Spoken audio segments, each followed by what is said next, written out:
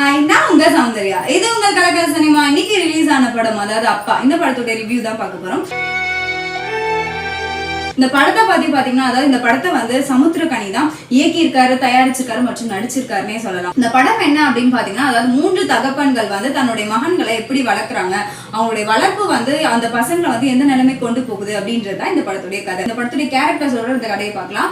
என்ன அப்படின்னு பாத்தீங்கன்னா, சமுத்திரக்கனி வந்து தன்னுடைய மகன் விக்னேஷை வந்து முழு சுதந்திரம் கொடுத்து, அதாவது நீ வந்து நல்ல விஷயங்கள் கெட்ட விஷயங்கள் எல்லாத்தையுமே கத்துக்கணும் அப்படின்ற மாதிரி வளர்க்குறாரு.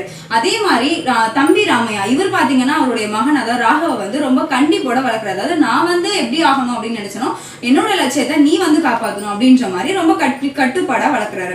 அதே மாதிரி நமோ நாராயணன் பாத்தீங்கன்னா அவங்களுடைய மகன் நாசத்தை பாத்தீங்கன்னா, அதாவது எந்த ஒரு ஊர்வம்பும் இல்லாம தான் உண்டு தன் வேலை உண்டு அப்படின்னு சுயநலமா இருக்கணும் அப்படின்ற மாதிரி அவர் வளர்க்குறாரு.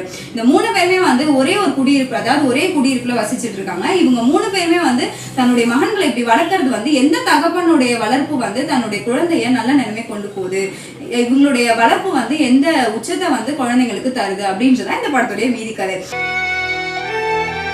இந்த படத்துல வந்து சமுத்திரக்கனி பாத்தீங்கன்னா ஒரு நல்ல தந்தையாக இருந்தாலும் கூட, அதாவது அவருடைய மகனுக்கு தந்தையாக இருந்தாலும் கூட மற்ற எல்லா குழந்தைகளுக்குமே ஒரு நல்ல தந்தையா அறிவுரையும் ஆலோசனையும் கொடுத்திருக்காரு. அது மட்டும் இல்லாம இந்த படத்துல வந்து ஸ்டார்டிங்ல இருந்தே ரொம்ப கண்டிப்பான ஒரு, அதாவது நம்மளுக்கு கோபம் வரக்கூடிய அளவுக்கு நடிச்சிருந்தாலும் கூட தம்பி ராமையா கடைசியில எல்லாருடைய அனுதாபத்தையுமே அதாவது பெற்று விடுகிற அளவுக்கு ரொம்ப அழகான நடிப்பை கொடுத்திருக்காருன்னு சொல்லலாம். அதுக்கப்புறம் பாத்தீங்கன்னா நமோ நாராயணன் சின்ன கதாபாத்திரம், அதாவது கொஞ்சம் காட்சிகளை வந்தாலும் கூட அவரும் தன்னுடைய நடிப்பை ரொம்ப அழகா பண்ணியிருக்காரு. இந்த படத்துல பாத்தீங்கன்னா ரொம்ப அழகான பாடல்களை கொடுத்திருக்காரு நம்மளுடைய இளையராஜா. ஒரே ஒரு பாடு அப்படின்னாலும் கூட மனசுல பதிகிற அளவுக்கு அந்த பாட்டை கொடுத்திருக்காரு நம்ம இளையராஜா. இந்த படத்தின் மூலமா என்ன அப்படின்னு பாத்தீங்கன்னா, அதாவது குழந்தைகள் வந்து தேர்வுல வந்து பாஸ் பண்ணல அப்படின்ற காரணத்தால் தற்கொலை பண்ணிக்கிறத வந்து ரொம்ப அழகா காட்டியிருக்காங்க. அதாவது வெளிப்படையா காட்டியிருக்காரு நம்மளுடைய சமுத்திரக்கனி அப்படின்னே சொல்லலாம். இந்த படம் என்ன அப்படின்னு பாத்தீங்கன்னா, அதாவது இந்த படத்துல வந்து இந்த 3 குழந்தைகளுமே வந்து எப்படி வராங்க அப்படின்றதும் அந்த அழகா காட்டியிருக்காரு. இந்த படத்துல நட்சத்திரங்கள், அதாவது விக்னேஷ், கேப்ரிலா, யுவலட்சுமி, நாசர் மற்றும் ராகவ் இவங்க எல்லாமே வந்து தன்னுடைய நடிப்பை ரொம்ப அழகாவே கொடுத்திருக்காங்க.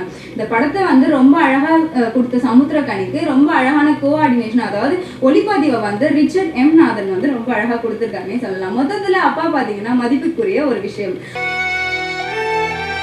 இந்த ரிவ்யூ வந்து உங்களுக்கு ரொம்ப பிடிச்சிருந்தது அப்படின்னு நினைச்சீங்கன்னா கலக்கல் சினிமா அப்படின்ற பேஜுக்கு போயிட்டு உங்களுடைய கமெண்ட்ஸ் எங்களோட நீங்க ஷேர் பண்ணிக்கலாம். தேங்க்யூ.